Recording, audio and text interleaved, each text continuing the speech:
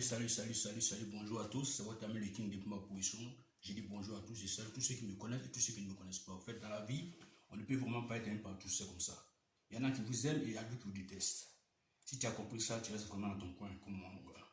Mais aujourd'hui, je fais cette vidéo pour parler un peu de ces gens qui sont revenus un peu du Ghana, de ces exilés politiques qui sont revenus. Je vais parler d'Amina Picasso et les autres qui sont revenus de l'exil, au fait.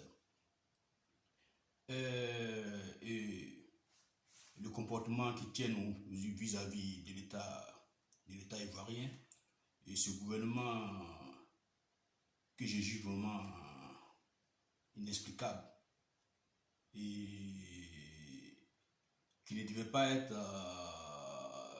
il ne devait pas faire de telles déclarations ces temps-ci, en fait.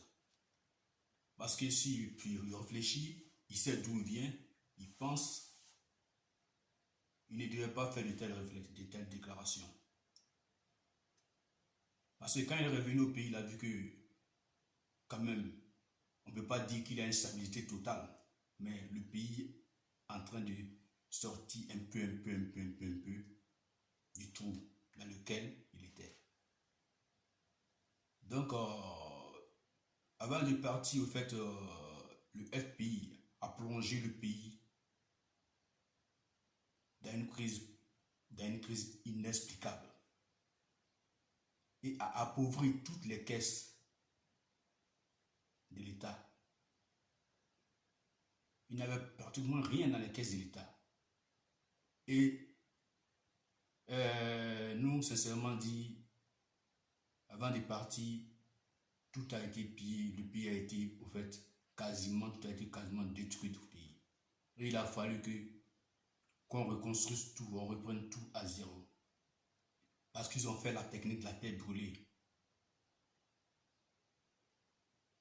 Qu'est-ce qu'ils ont fait? Ça dit, après eux, personne ne doit encore diriger. Personne ne doit, la Côte d'Ivoire doit être un pays vraiment ingouvernable, un pays vraiment irréconciliable, un pays vraiment qu'on ne peut plus reconstruire. Vous comprenez? Et ils sont fuis, ils savaient vraiment qu'ils ont perdu. Ils ont fait une guerre, ils ont perdu la guerre. Ils ont perdu les élections, ils ont perdu la guerre. Ils ont fui, ils sont allés en exil. Et l'exil, on sait que l'exil, c'est pas facile. L'exil, c'est très dur. Et quand tu es en exil, tu es renfermé. Tu es comme prisonnier, en fait. Et eux, ils ont eu la chance parce qu'ils ont pu fuir avec les milliards du gouvernement. Et d'autres ont pu investir au Ghana. Et d'autres même ont préféré ne plus revenir du Ghana, ils sont restés au Ghana pour faire des activités parce que là-bas, ça marche mieux. Dans la manière vous êtes allé au Ghana, vous avez vu que le Ghana a une stabilité au Ghana. C'est parce qu'il y a quelqu'un qui a fait cette stabilité et cette personne s'appelle General Rawlings. C'est Rawlings qui est venu et il a stabilisé le Ghana. Parce que le Ghana était un pays vraiment désordonné. Et quand Rawlings est venu, il a stabilisé le Ghana est devenu un pays stable. Et quand vous êtes allé en exil au Ghana, vous avez vu que le Ghana, c'est un pays qui est vraiment tranquille, qui est un pays qui est calme. D'autres ont profité pour faire des activités au Ghana, pour mettre des activités au Ghana. Et ils sont restés là-bas dans leur exil au Ghana. Par contre, il y a d'autres ceux qui n'avaient pas les moyens, surtout les femmes, qui sont en donné à beaucoup beaucoup de choses. D'autres femmes même se sont même données à la prostitution, sont devenues prostituées. Et il y a eu beaucoup de choses au fait là-bas au Ghana. L'asile et l'exil, pardon, c'est pas facile. Être exilé, c'est pas facile. Et vous êtes allé là-bas, vous avez fait 10 ans d'exil au Ghana. Vous êtes revenu au pays. Vous devez tenir des discours d'apaisement. Vous devez apaiser. Vous devez parler à vos militants. Vous devez les parler. Et vous devez mettre un peu d'eau dans vos verres. Vous devez aller bas la terre. La première des choses que vous devez faire, tout d'abord, c'est d'essayer de restaurer, de refaire, de reconstruire le FPI même. Parce que le FPI, actuellement, est divisé. Vous comprenez, le FPI est très divisé. Il y a une partie du FPI qui est avec Afingessa et d'autres sont transformés en EDS. Par contre, il y a d'autres qui disent eux ne veulent rien savoir. Eux, c'est LMP. Il y a d'autres qui, on ne sait quoi. C'est vraiment une division. Et d'autres, découragés, ont préféré changer de tendance, de changer de parti, aller dans le HDP. Et ça doit vous donner du conseil, ça doit quand même vous donner, vous devez vous poser des questions, vous devez réfléchir. Ça doit vous apporter des conseils. Parce que vous avez commis des erreurs hier, il ne faudrait pas que ces erreurs se répètent. Je pense que le fait d'avoir perdu un pouvoir, vous devez réfléchir et savoir pourquoi est-ce que nous n'avons pas été à la hauteur et pourquoi est-ce que nous avons perdu ce pouvoir. Pourquoi est-ce que nous n'avons pas été à la hauteur? Pourquoi est-ce que nous avons perdu ce pouvoir? Vous devez vous le dire. Posez-vous ces questions. Dites-vous, mais pourquoi est-ce que nous étions aux affaires et nous avons tous les moyens de l'État et tout d'un coup, c'est comme si c'était un château de cartes.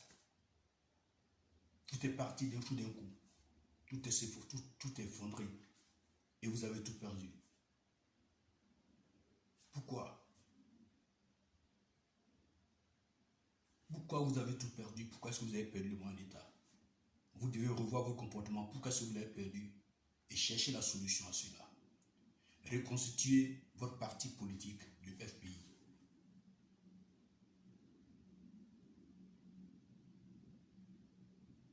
Essayez d'encadrer vos militants. Essayez de faire revenir ceux qui sont partis, ceux qui ont quitté le FPI, qui reviennent au FPI. Essayez de gagner le cœur d'autres militants. Pour cela, vous devez avoir des discours vraiment apaisés. Et non des discours qui vont encore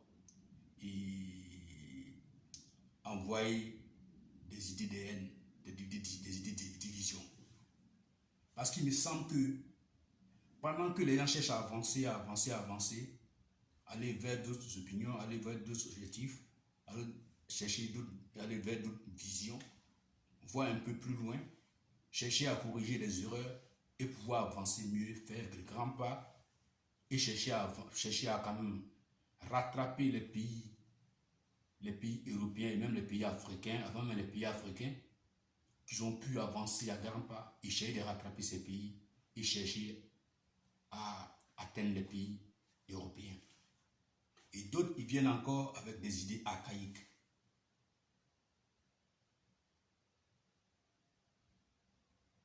Des idées anciennes. Des idées mortes. Le cerveau rempli de bandits et de noix de cola et d'attiqués. Et ils veulent nous ramener encore en arrière. Et pour cela, moi, je dis non. C'est vrai que souvent, nous avons détesté et nous avons contesté Alassane Ouattara. Et nous avons dit qu'Alassane Ouattara est ceci et cela. Et Alassane Ouattara n'est pas juste. Et Alassane Ouattara est ceci. Alassane Ouattara fait cela. Alassane Ouattara va ici, Alassane Ouattara demande de l'argent, Alassane Ouattara est Magellan. Nous avons tout dit.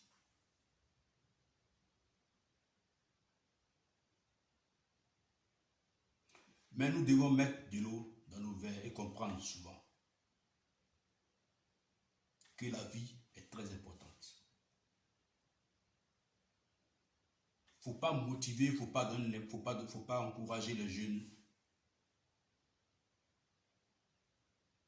à faire du n'importe quoi. Vous devez conseiller les jeunes. Vous devez leur montrer la bonne route. Vous devez leur montrer la bonne voie. Parce que si vous êtes revenu au pays, vous devez comprendre que c'est un monsieur qui a permis cela. Et vous devez le comprendre. Il n'y a pas autre chose. C'est un monsieur qui a permis que vous reveniez au pouvoir et vous devez le comprendre. Et ce monsieur que vous avez toujours insulté, vous avez toujours contesté, vous avez toujours tripatouillé.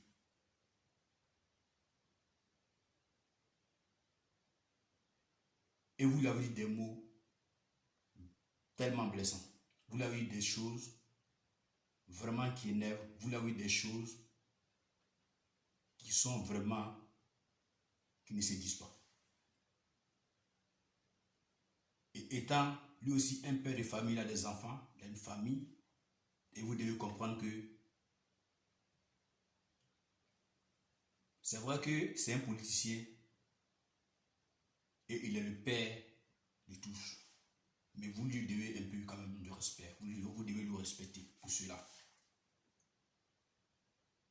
Parce qu'il me semble que dans vos propos, vous êtes très impoli. Vous êtes très très impoli dans vos propos.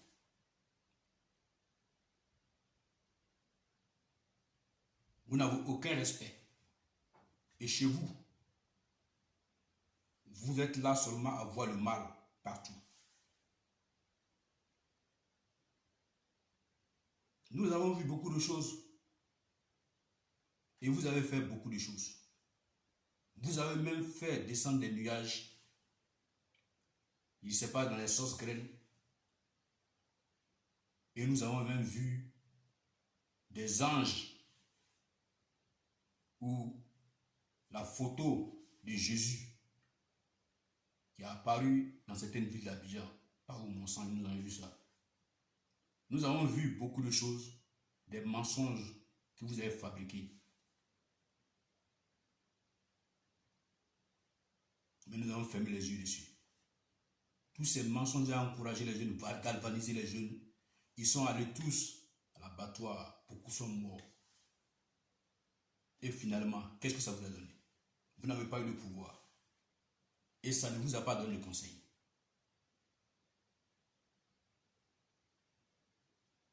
Mais pourquoi est-ce que vous faites cela? Est-ce qu'on peut faire cela à son frère?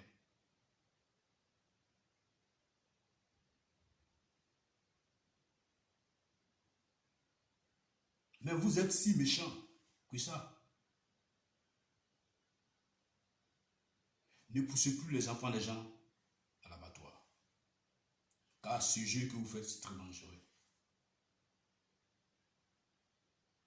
Et vous savez que de la manière dont vous êtes revenu de l'asile, de l'exil, vous êtes revenu de l'exil, de l'exil. Et vous devez contrôler votre langage. Parce que moi, je vous dis que vous êtes suivi. Mais vos téléphones même sont écoutés. Toutes vos communications sont écoutées. C'est ce que vous ne savez pas.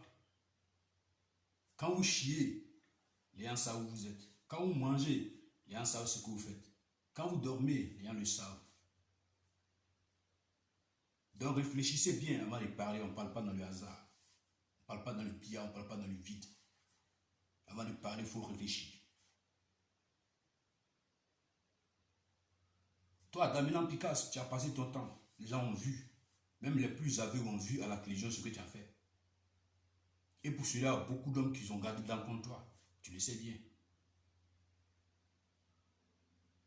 Et ta sortie, ta dernière sortie, n'a pas été une bonne sortie. Et voilà pourquoi je vous fais vite écouter cette vidéo. Excusez-moi d'aller. Excusez-moi, j'arrive une minute. Excusez-moi, j'arrive une minute. Bam, bam, bam, bam, bam, bam. Excusez-moi, j'arrive une minute. Je vais essayer de vous montrer cette vidéo-là. Excusez-moi, les amis. Excusez-moi, les amis. Je vais vous montrer cette vidéo-là. Où elle est passée, cette sale vidéo-là. Parce que, Voilà. simplement, nous avons voulu moderniser notre pays. Nous avons voulu développer notre pays. Nous avons voulu travailler pour que la Côte d'Ivoire, qui est un pays riche, pour que la Côte d'Ivoire, qui est un pays riche, cette richesse-là puisse impacter la vie des Ivoiriens. Et que chacun, Ivoirien y compris, mais ce que nous avons hébergé en toute hospitalité sur ce territoire. Et on revient encore à cette histoire des xénophobies là. Ça a été notre erreur. Des choses qu'ils ne vont jamais oublier. Ils sont tout le temps en train de dire des discours comme ça, des discours de xénophobie. Du 19 septembre 2002, Toujours c'est les étrangers. une horde d'assaillants a envahi notre pays. Mais vous allez dire un jour ce que les étrangers vous ont fait. Parce que tout ce qui arrive à la Côte d'Ivoire, ce n'est pas les étrangers qui sont à la base Heureusement, nous de avons tout cela. fait face, Les étrangers ont participé à la construction de la Côte d'Ivoire. stabiliser tant soit peu cette agression. Vous devez respecter les étrangers parce qu'ils ont assez fait pour la Côte d'Ivoire. Une négociation, mais qui n'était qu'un simple stade juridique. Jusqu'en 2010, nous sommes allés à des élections, malgré toute l'adversité, malgré tout le complot qui était préparé, malgré le fait que des gens étaient encore en possession de leurs armes. Nous sommes allés sous la pression de la communauté internationale qui poussait Laurent Gbagbo dans le dos. Nous sommes allés à ces élections avec un discours électoral truffé d'erreurs. Vous avez pu savoir, nous, ce qui a favorisé, ce qui a occasionné notre entrée à la CEI, à la commission électorale indépendante, c'est que cette commission était dirigée à l'époque par M. Begré Mondé, a introduit frauduleusement près de 490 000 électeurs dans le fichier. C'est ce qui a amené sa dissolution et donc qui a occasionné son renouvellement. Et c'est à l'occasion de ce renouvellement que nous sommes entrés dans la commission pour le compte du Front populaire ivoirien, pour travailler à ce que ces élections soient des élections intègres qui reflètent la réalité de ce qui se passe chez nous. Nous sommes allés à ces élections. Malgré toutes les fraudes perpétrées, malgré toutes les tracasseries, les agressions, le FPI, je vous le dis, a remporté les élections de 2010.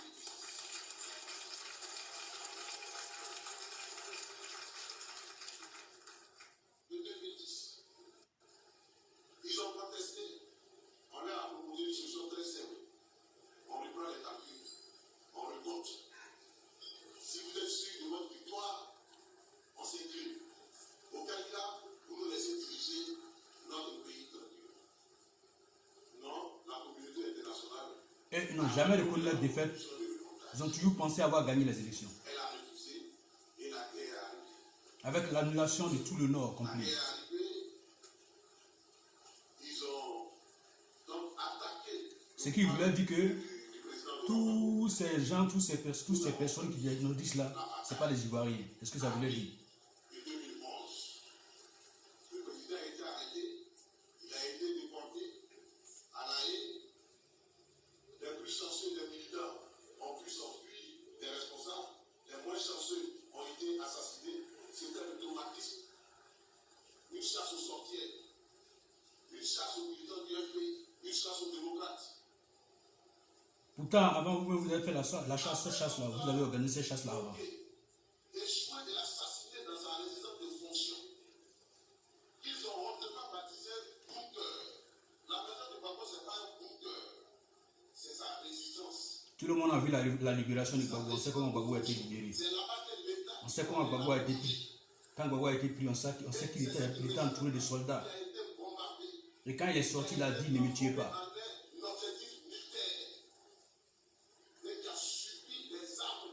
Quelqu'un qui vous a dit qu'il n'a pas peur de mourir. Mais pourtant, il a dit au gars, ne me tuez pas. Et s'il n'a pas été tué, c'est grâce à un homme.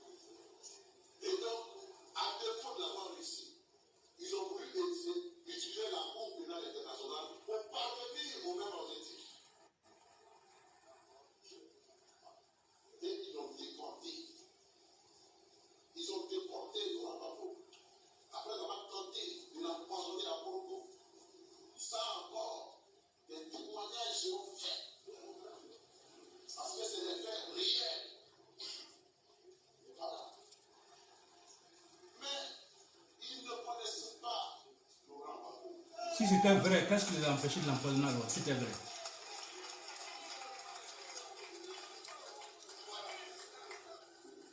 Il a annoncé son arrivée en Côte d'Ivoire. Il a annoncé son arrivée en Côte d'Ivoire. Ça n'a pas été facile. Mais on n'imaginait pas que ce soit facile. Car, comme je le disais, quand ils en fait partie, c'était dans l'optique qui ne reviennent jamais. Vivant. Donc, ils sont surpris. Ils sont surpris par autant de résistance. Ils sont surpris qu'il ait gagné envers et contre tout. Mais ils sont encore plus surpris. Mais hélas, à la limite de la terreur, ils ont peur. Ils sont encore plus surpris de son retour. De son retour. Mais il faut les comprendre. Il faut les comprendre. Mais je voudrais dire qu'ils ici sont dans le monde. De ne pas avoir peur du retour de Laurent Gbagbo. Parce que ce n'est pas un retour de haine. Ce n'est pas un retour de vengeance. Ce n'est pas un retour de terreur. Ce n'est pas un retour de désordre. Ce n'est pas ça, le retour de Laurent Gbagbo. Ce n'est pas dans cette perspective qu'il a prévoir son retour. Donc, il dit de vous dire, de tendre la main, aux autres Ivoiriens, de tendre la main, parce que les autres, là, ils ont peur, ils sont effrayés. Vous savez, quand les gens font du mal, quand ils ont fait du mal, ils n'ont pas pris de peine, ils sont dans la méfiance. Parce qu'ils réfléchissent à la place. Ils savent ce qu'ils ont fait. Mais quand ils les regardent avec de bonnes intentions, ils ne peuvent pas interpréter ça.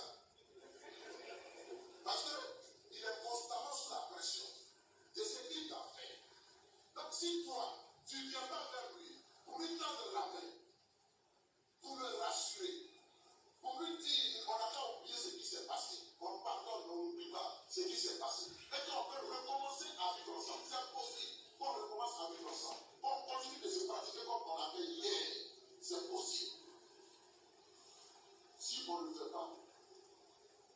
d'Ivoire ne sera jamais réconciliée.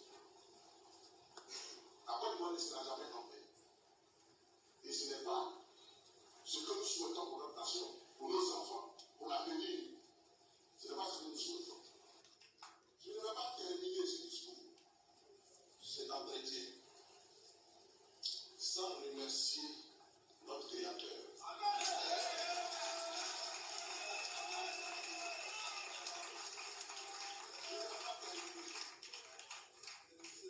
Parce que moi-même, ma présence ici en terre de Côte d'Ivoire est une manifestation de sa grâce et de ses bontés.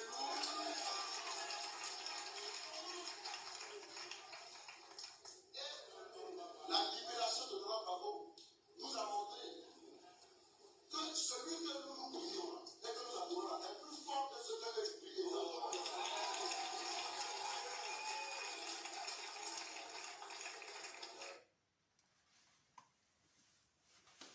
Merci bien, vous avez tous compris ce qu'il a dit. Et là, je ne peux plus dire grand chose, je vous laisse juger vous-même. Je vous laisse juger vous-même, vous savez, vous avez compris. Vous-même, vous avez vu. Je vous laisse juger vous-même. Il a tout dit. Et il y a des photos qui parlent de ce qu'il a dit. Il y a des photos qui disent le contraire. Et la vérité est là. Vous-même, vous pouvez voir. Vous avez compris. Vous avez entendu. Et ceux qui sont aveugles, ils ont entendu. Et vous avez vu. Et vous savez ce que c'est que la vérité. Il y a des vidéos qui disent et qui parlent. Il y a des photos qui sont là. C'était votre ami le King de ma position. Ciao, ciao.